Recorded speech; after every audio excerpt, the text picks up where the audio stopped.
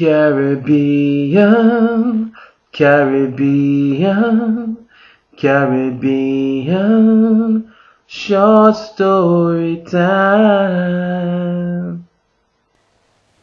Welcome again to Caribbean Short Story Time. Today's story is entitled Escape from Trinity's Church.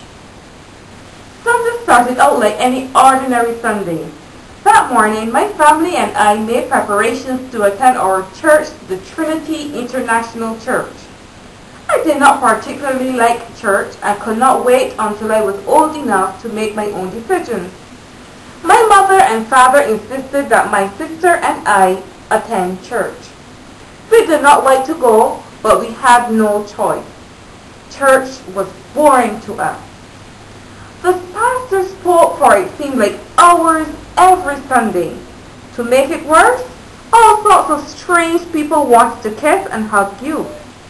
In the back of the church, Mrs. Helling, the head deaconess, was always talking someone's name. The pastor did not escape her tongue, and frequently she claimed that he was having an affair with Mrs. Taylor's wife. I particularly hated to see the elderly ladies who sat alongside of us. They were always talking about something. One lady in particular, Miss Smith, always smelled pissy and frowsy. Her neck and chest was always painted in powder, and she kept chewing her cud like a cow. We had some friends in church, and with them as accomplices, we always got into mischief. Mrs. Myrtle's son Andrew and Miss Phillips' daughter Fiona were our best friends. Without them, church would have been a total drag. Sometimes we would hide old Lady Simpson's Bible. Other times we would steal mates from Sister Frances' handbag. We were never caught because we had become very good at what we did. Our best times though were at offering time. We would pretend that we were putting money in the offering plate, but instead we stole it. One Sunday we were able to steal $20, which saved us well the next day. That particular Sunday we were especially early from church. My parents were excited because of some special service the church was having that day. At that time we did not know what type of service it was, only it was some sort of farewell service. That morning we gave Mr. Peter a ride to church. Strangely enough that morning, we were all dressed in white clothes. Even Mr. Peters had on a white suit. We soon got to church. Everyone was dressed in white except the pastor, who wore his usual black suit. We did not see this as unusual since as children, we always trusted our parents and believed that they had our best interests at heart. That morning, the pastor was loud and boring as usual. My mother had to keep slapping us to keep us awake. The entire congregation looked intensely attentive. Many of them were chanting in a language we could not understand. Even my parents were rambling on about something or the other. We thought this strange, because we had never seen anything like this before. It got even stranger when we heard the pastor talking about eating the flesh of someone. This made us scared. Mr. Harmon and Mr. Duncan, the two deacons, brought the flesh around on a plate, and everyone, including my parents, had some to eat. We were shocked. We refused to eat any despite the pleas of our parents. The worst was yet to come. After singing couple songs, we heard the pastor encouraging the congregation to drink the blood of this same man that was killed. We got even more scared. We saw the deacons with 2 bottles of blood filling some cups. After that, they went around sharing these cups of blood. Our parents and many others took the blood, drank it, and smiled. We again refused to take anything. We started to wonder if the entire congregation had gone mad. After the human feast, there were loud shouts of amen and praise the Lord.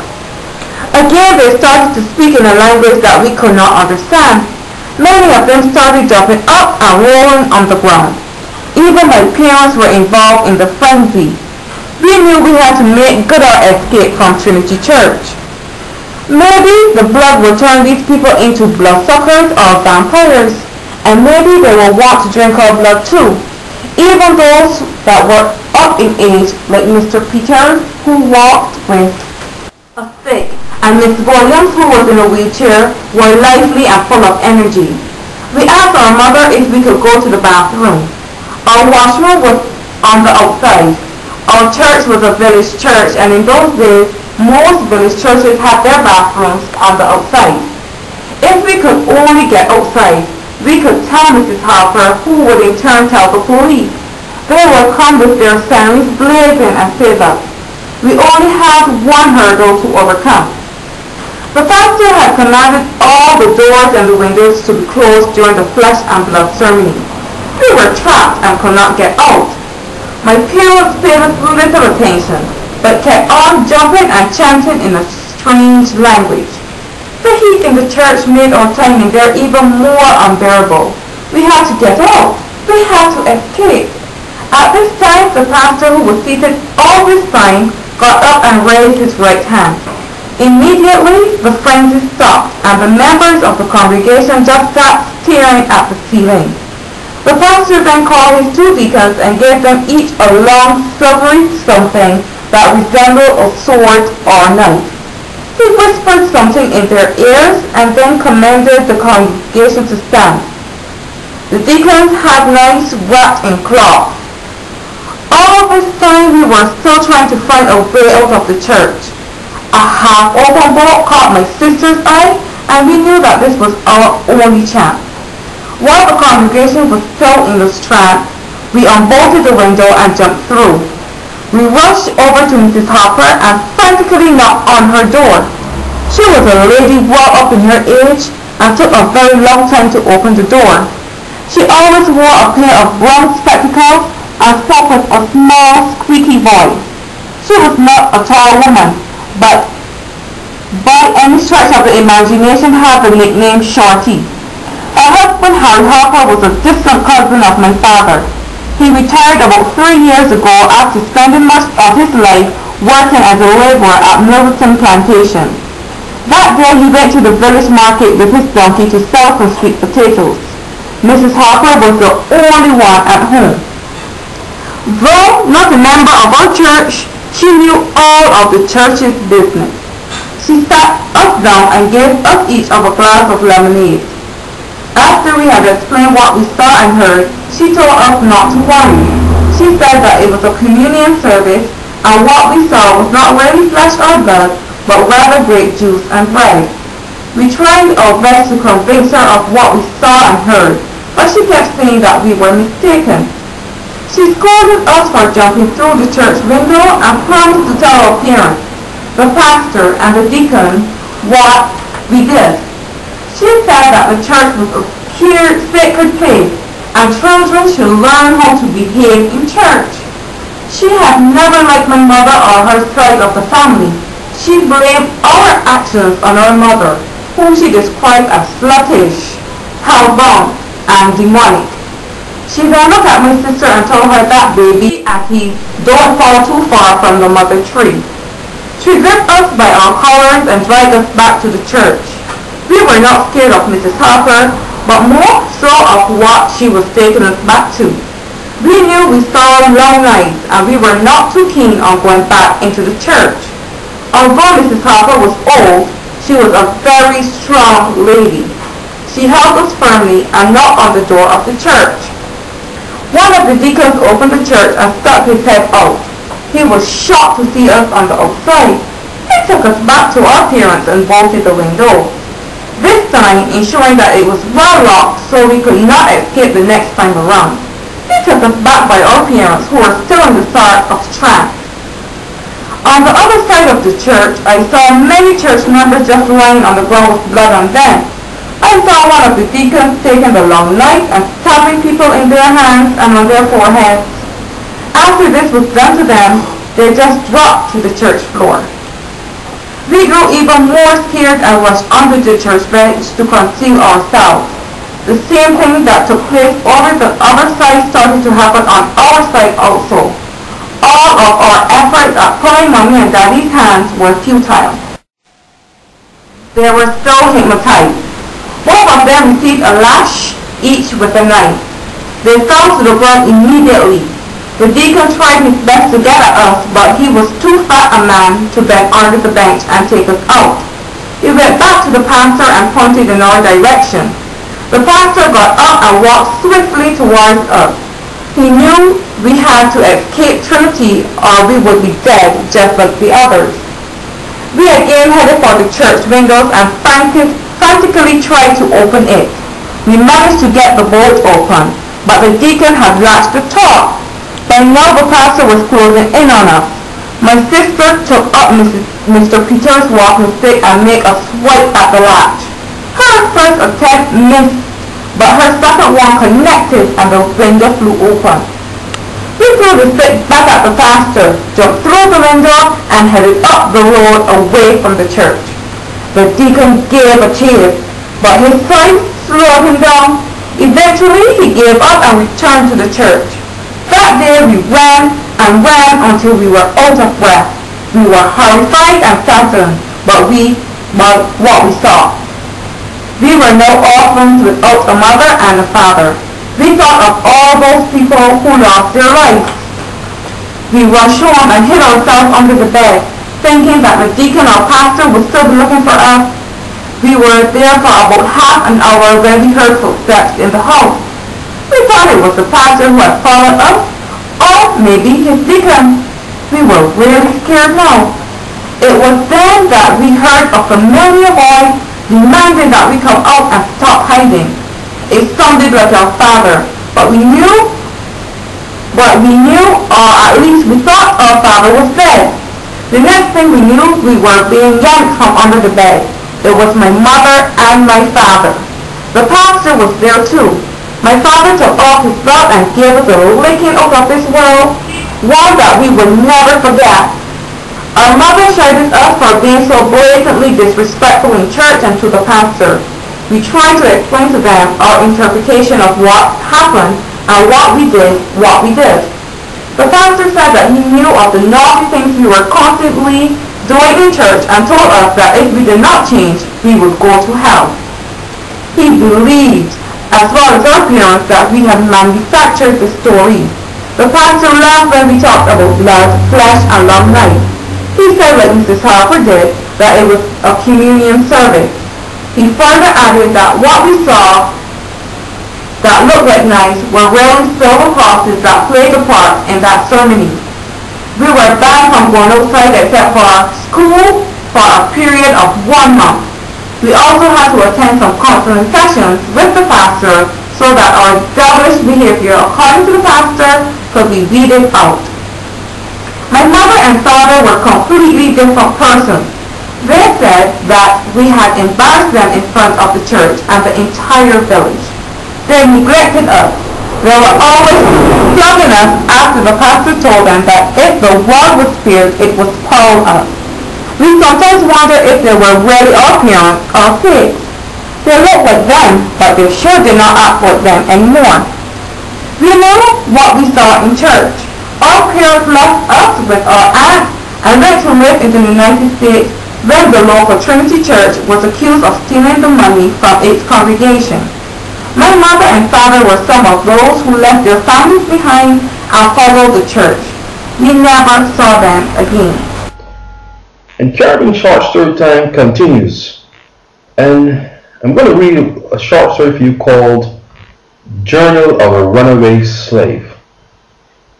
We sat there waiting for a coffee to return. It was 2 days since we had last seen him. He went to check on the progress of the island militia against the rebellion. He was fleet-footed and could camouflage himself in the thick grasses and foliage that grew all around the island. Maybe they had captured him. He was our leader. He was the one who inspired us to make a break for freedom. But what if he was captured and killed? All hope would be lost. Outside the cave, we heard a noise. Maybe it was a coffee returning, or maybe it was the enemy. The noise grew louder, and we got scared. We stood still, not knowing what the future held for us. It was after midnight, and there was an eerie silence except for the rhythmic stomping of feet just outside the mouth of the cave. The moon reflected the sun's light in all its glory. Shadows of rocks were cast at the cave's entrance. Occasionally, we would see these shadows move and the children would shiver. We knew though that this spectacle occurred when clouds covered the moon and then moved on. What we were concerned about was the approaching noise. Bak Fu, the second in command, aimed his rifle at the entrance of the cave. It was then that we saw a shadowy figure of a man appear at the cave's mouth. Bak Fu took aim. The unknown figure was gasping for breath. The moonlight in the background made it very difficult to tell who it was.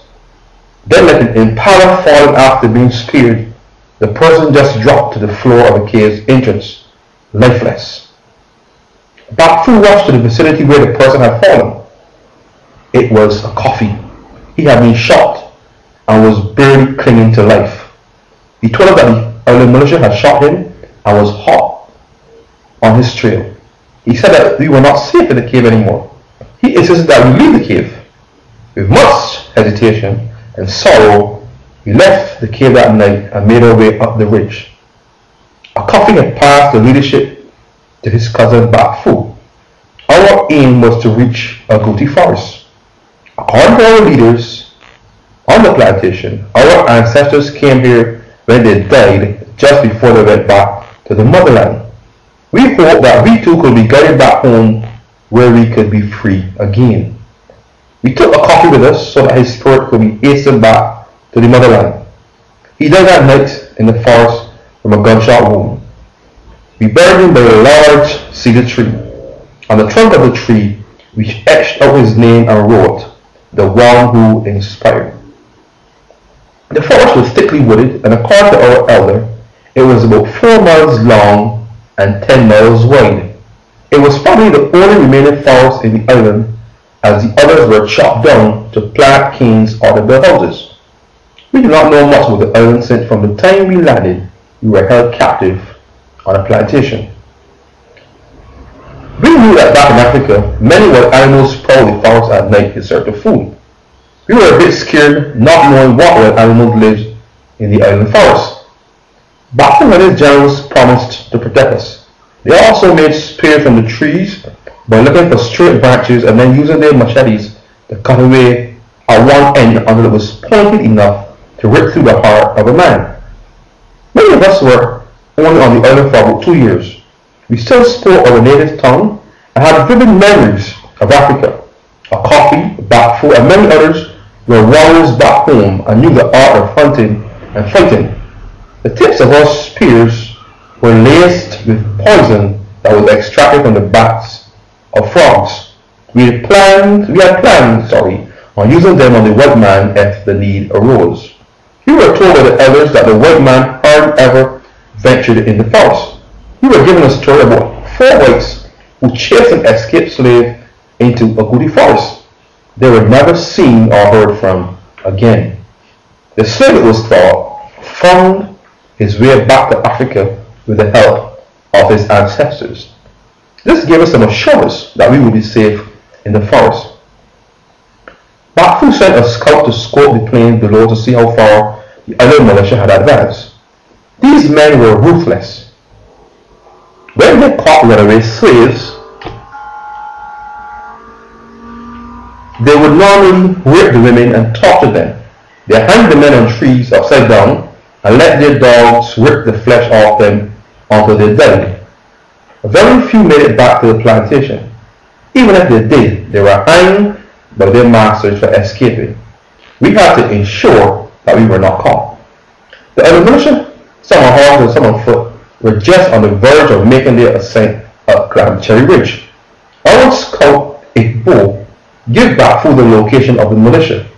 We immediately put out the fire that we had going that was roasting a wild rabbit. Many of us were thirsty and wanted something to drink. We could hear water running, but because it was so dark, we decided to wait until morning.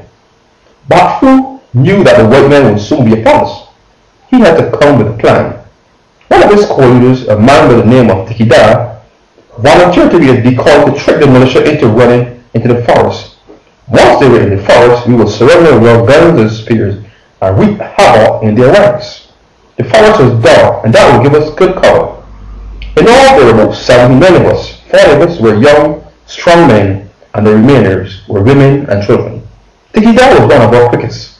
If one person could escape the speed of bullets, horses, and dogs, he was the one.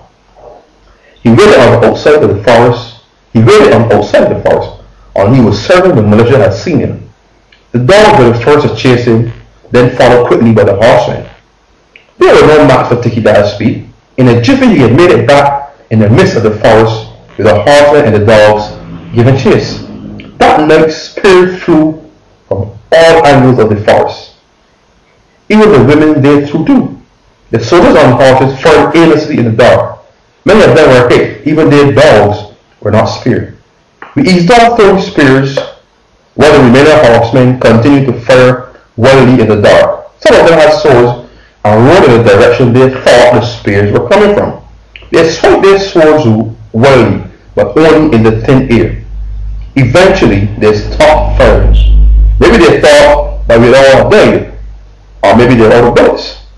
It was then that we unleashed another wave of spears that caught them by surprise. Many of them died that day as they started to run in all directions. We killed horses, dogs, and soldiers that night. Only 2 escaped. We then pushed even deeper into the forest. We could expect brutal retaliation for this massacre. That Friday morning, we managed to get a couple of hours sleep. We knew that the foot soldiers would never come after us. They would most likely wait for reinforcements. That night I saw Bakfu and his other deputies in a heated argument. Some wanted to go after the others and finish the job. Bakfu, on the other hand, wanted us to push deeper into the forest. In the end, he decided on the latter. I could not sleep. I watched every passing hour until darkness gave way to light. We quickly got up that morning, gathered our things, and tried to locate the stream we had heard running the night before. We had taken water bottles from the dead soldiers and anything they had that we thought we could use. We caught water in them and started on our way. We did not know where we were going, but we believed it was better than where we were before. We continued to hope that Bakfu would inspire us and lead us back to the motherland. We were not that familiar with the terrain of the island. We did not know what lay beyond the forest. We hoped and prayed for the best. As we journeyed on our way, we heard noises in the distance. It sounded like horses' feet stomping the ground. Then gunshots rang out through the forest. I saw it both fall and then Tikida. They were both shot. We tried to scamper to safety, but we saw many more falling. These even included children who were shot in the head. I took my family and ran to the direction of a large rock. As I looked back, I could see the white man coming through the forest with guns blazing and in some instances with swords in hand. Many of my brothers and sisters were decapitated that morning. As my family and I approached the rock, I saw a small opening that looked like an entrance to a cave. My family and I moved quickly to conceal ourselves so that we would not be killed. From through the ravines that hid the mouth of the cave, I saw a great massacre. In the distance, I saw Bakfu talking to one of the men on the horses. As they drew closer to where he was, I saw a white man tapping Bakfu on his shoulder, telling him that he had done well and he could be assured of some rum and salt fish for Christmas. Bakfu was pointing out to them that there was one more family that had escaped. It was at this time that I grew angry at how a black man could betray his own just for some rum and some fish. I felt like killing him, but my wife told me that I had to look at the bigger picture. I knew that she was right, and when I died out there, that would have been certain death for my family and I. We made our way deeper into the cave. As we went down further, the voices got fainter and fainter, until eventually we could hear them no more. In the distance, we saw beams of light coming through a crack in the cave's wall. We could also hear the sound of waves breaking on the shoreline. As we approached the opening, we could hear some seagulls in the distance. There was also the smell of salt. We knew then that we were close to a seashore. As we got closer to the crack, we realized that it was not a crack anymore, but a cave opening. As we came into the cave, we were amazed at what we saw. There was a freshwater spring that ran into the sea. There were coconut trees and grape trees. The area looked untouched and unspoiled. We thought it was Africa at first, but later realized that it was a part of the island that was unknown to the white man. Maybe our dream to go back to Africa was no longer a reality, but we could live out here as free as birds and no one would ever know. We lived in that area for a number of years. During that time, we went back and assisted many runaway slaves in being freed from the master's whip. By the time they started to clear the trees in the area to develop it, slavery had already been abolished. We were able to fight for our freedom and to keep it. My heart still hurts me as I remembered how Bakfu betrayed his own people and caused them to be slaughtered like animals. I vowed in my heart and taught my children and the others that we are saved, that betrayal was the worst thing a black man could do to another black man. Unity is the only way we can succeed, because in unity there is strength and a will to go on.